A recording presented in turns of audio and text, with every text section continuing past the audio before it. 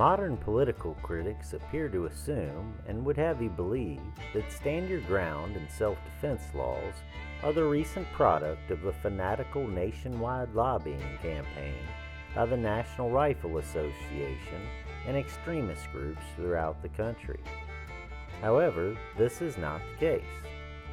In American history, self-defense laws, the duty to retreat, and the no retreat or stand your ground approaches to actual written law have long coexisted in American legal doctrine and are both historically rooted in English common law doctrine with evidence dating to at least the 13th century. The origin of self-defense in Anglo-America is believed to stem from the pollination by the Normans subsequent to the Norman conquest of England around 1066, with the Anglo-Saxon conception of the sanctity of life with more nuanced continental ideas. Previously, any killing, even in self-defense, was culpable. Once the accused was found liable, regardless of blameworthiness, the remedy was either monetary compensation to or personal vengeance wrought by the victim's family. Over time, the personal injury nature of a homicide became a public crime against the king, a breach of the king's peace. Private vengeance and reparations gave way to public punishment and forfeiture of the accused's land and possessions to the crown. Gradually, English jurists began to wrestle with the issue of relevance of the circumstances of a killing. The promulgation of the Statute of Gloucester in 1278 allowed defendants who killed by accident or in self-defense to apply to the king for a pardon. The execution of a felon sentenced to death or one resisting capture was at this point distinguished from excusable homicide or se defendendo, what we now call self-defense. Later in England, the justification of self-defense evolved as an exception to the general rule, which prohibited persons from engaging in self-help that costs human life. It is often said that English common law enforced a strict duty of retreat, denying a self-defense claim unless the claimant could prove the claimant's back was to the wall before responding to a deadly attack by killing the aggressor. A quote from William Blackstone's Commentaries captures the common view of early English self-defense law.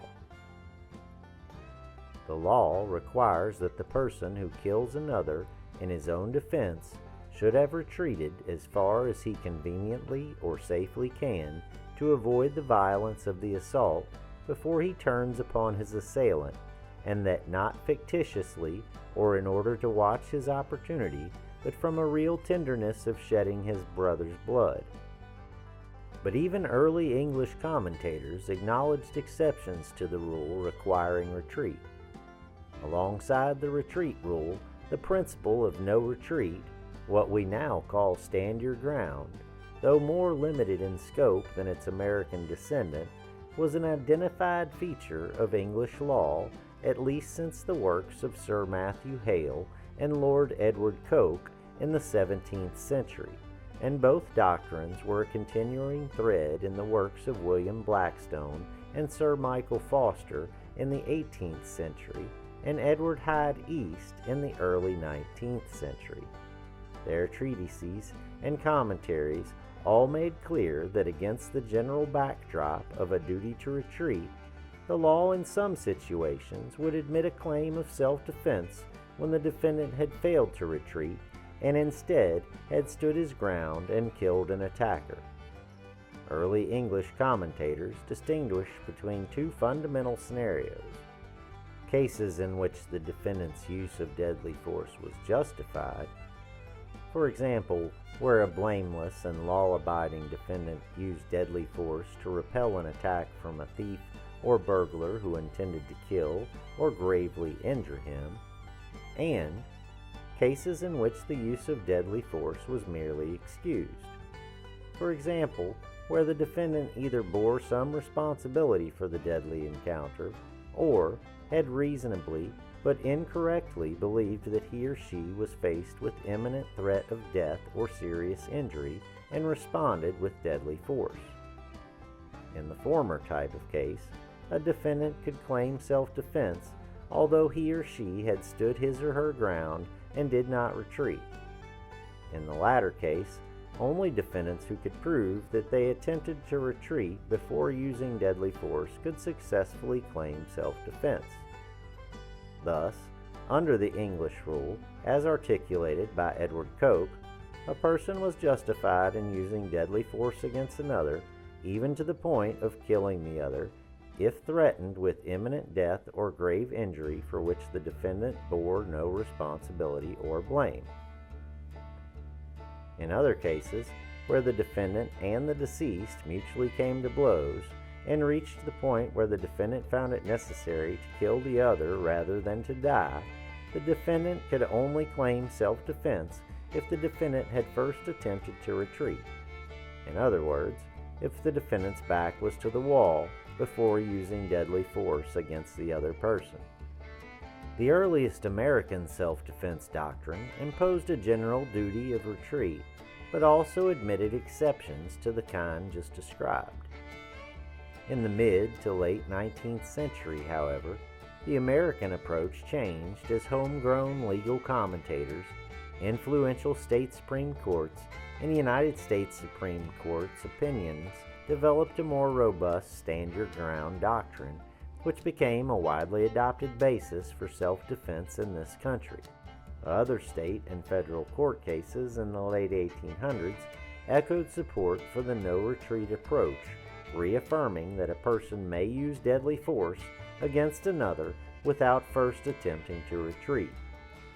In Brown versus the United States, Justice Oliver Wendell Holmes added normative ballast to the court's embrace of stand your ground.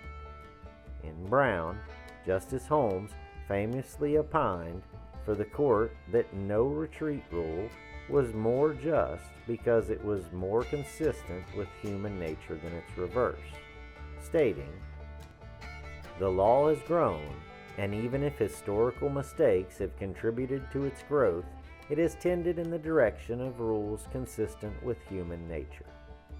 Many respectable writers agree that if a man reasonably believes that he is in immediate danger of death or grievous bodily harm from his assailant, he may stand his ground, and that if he kills him, he has not exceeded the bounds of lawful self-defense." For Justice Holmes, stand your ground was the right approach, not just because it in fact had become widely accepted by many states, but also because it more accurately reflected the behavior and capacities of human beings under the stress of imminent attack and possible death. The debate between stand your ground, retreat, and self-defense has long-standing historical roots in the common law of England. These principles crossed the ocean centuries ago and continue as a right of every American in the self-defense doctrines of the American states and in relevant interpretations of the United States Supreme Court.